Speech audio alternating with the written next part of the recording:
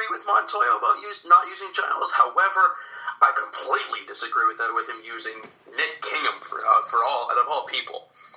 But thinking back at it, who was available last in the ninth inning? I think Meza was used. He was used. Biagini was used. Gaviglio was used. Hudson.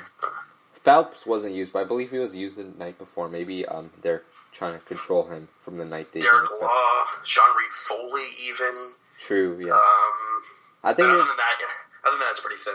Yeah, but my ideology is always, against a prime team like New York, you always have to put your best player out there no matter what the situation is, and then go from there.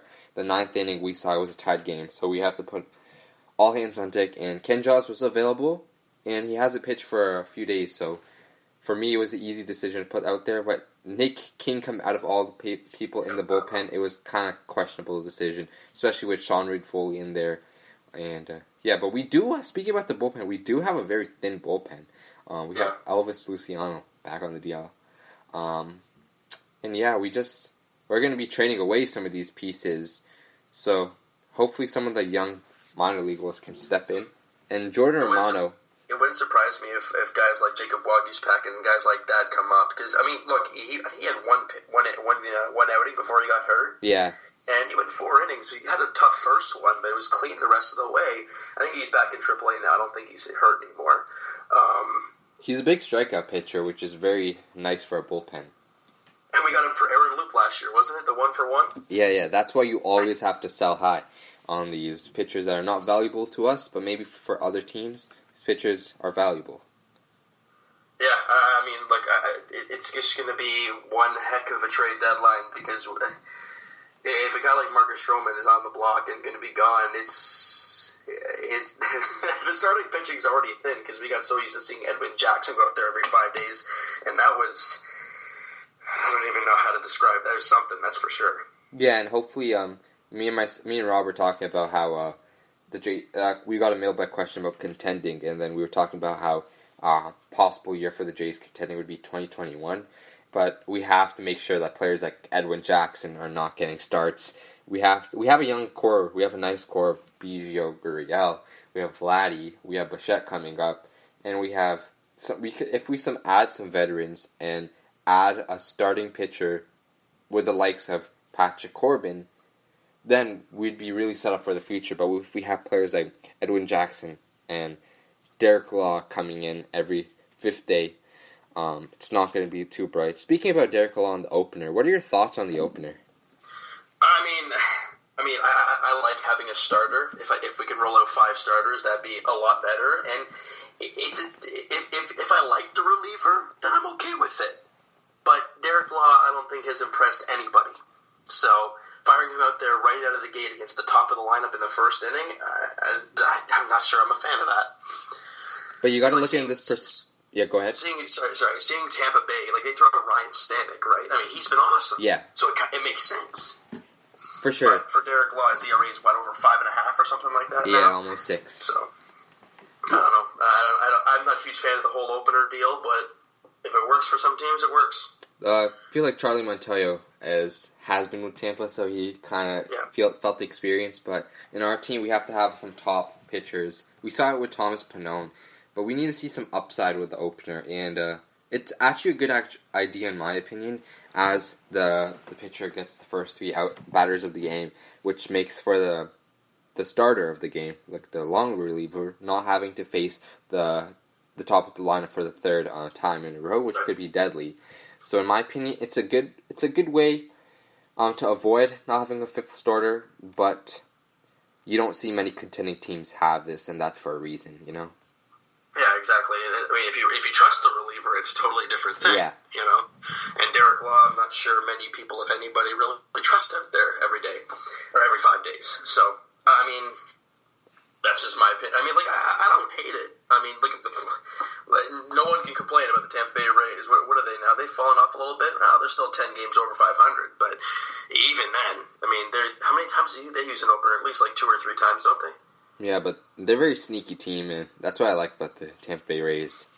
Yeah, they're always that weird team where they're god-awful one year, and then the next year they find a way to battle last season into the wild card spot, or if they didn't make it, but they were they were right there. So yeah, players like Tim weird. Beckham always haunt us, like these random players. Yeah, we always find these guys that no one ever knew, and they become out to be all-stars, and you're like, okay, didn't see that coming. Yeah, it's frustrating, but hopefully one day the Jays are able to be it's the same player that another team frightens upon. So running out our final segment, we have some few players left. Just quick rapid fire. We have Brandon Drury, who may be traded. We have with his play as of late, it's not going to seemingly him. It's not looking like he's going to be traded. And then we have Justin Smoke and Aaron Sanchez. So Justin Smoke right now is on the DL with an injury, but personally, I feel like I wouldn't be surprised if he was traded. He's a player that can provide immediate impact to a team, in a position where it's a position where a lot of teams are lacking in first base, especially in the National League. But then you got players like Aaron Sanchez and Brandon Drury, and I just wanted to get your thoughts on Brandon Drury and Aaron Sanchez and their disappointing season and how it affects their trade market. And do you think Aaron Sanchez would be best suited to be in the bullpen after, say, a Ken Giles is traded? You know, I was just about to say how I honestly, with Aaron Sanchez, I think I'm done with him being a starter. Like, because he has a great inning, great couple. You saw the last outing; he had 4 great ones, and then he just imploded, and it was out of nowhere. I mean, for him, with the kind of stuff he has, he's a guy. We saw it back in was it 15? Yeah, it was in 15. He was the setup guy, and then it worked out so well for him. Yeah. I believe that's where he's going to be, but is he willing to do that? If not, I think that's when you try. That's when you try to move him. His value is his all-time high over there, and it feels like if he wants to rebuild his value, it's going to be in the bullpen. And looking back at it, it feels like his 2016 year, which was so great, is looking like a liability, and we must write it off, don't you think? Oh, absolutely. I mean, all the blister and finger issues. I mean, I can't blame that now, though, because everything is totally healed, but I don't know what the heck is up with the guy. I don't know if it's mental. I don't know if it's physical. He's walking way too many guys. He's just awful right now. It's just a coincidence. Go ahead.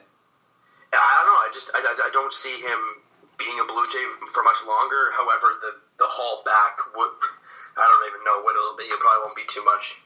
He just looks out of it, even in the dugout. You just see him. Something's off about him, especially after the coincidence with Marcus Stroman and him not talking, and then having him not be being him a Scott Boras client.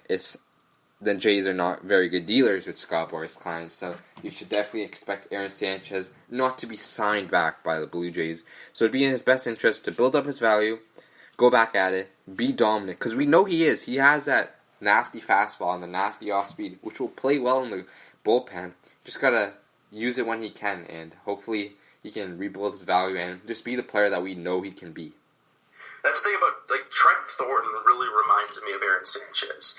He's got amazing stuff. He's got movement on basically every pitch he throws. But the location is the one thing with him that it's still up in the air. And I mean, throughout Aaron Sanchez's career, that's been his Achilles heel. But for Trent Thornton, when he's not walking guys and not getting behind in counts and getting ahead early, the guy's lights out. You saw it against Houston and Boston. Yeah. And then in the last game, he was falling behind guys and was getting rocked. And so they seem like very similar pitchers to me. But I'm just hoping Trent Thornton is different, really.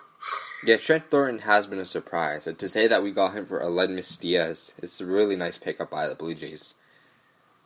Oh, absolutely. Absolutely. I mean, look, initially, obviously, when the trade went down, people, you know how people are when it comes to the Blue Jays. Any trade this team can make. Yeah. Any trade for the first best prospect and trade Justin Smoke, and they'll be like, what is Atkins and Shapiro doing? But in the end, if it turns out great, they will say nothing. So, I mean, in the end, the Jays got the better end of the deal. Diaz, is he still hurt with Houston? I don't know. He was hurt last time I looked. Yeah, he is. Yeah, so I mean, and he was okay for them when he was playing. He's doing pretty well as of late. Yeah, and Trent Thornton, I mean, we're slowly starting to see him take form. And he's only 25 years old, isn't he? 25 years old. Yeah, 25. This is his first time in the big league, so the whole, I guess, clock of arbitration and eligibility and whatnot just started. So It's exciting. I mean, look, they're slowly starting to slot pieces in for the future, and it's just